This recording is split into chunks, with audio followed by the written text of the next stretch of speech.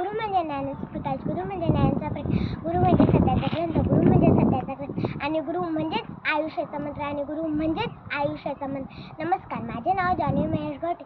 शाळेचे नाव साने गुरुजी प्राथमिक विद्या मंदिर सावडे, इयत्ता 4.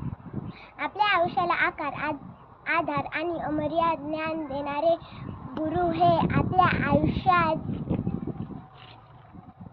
जीवनात महत्त्वपूर्ण भूमिका पार पाडत असतात.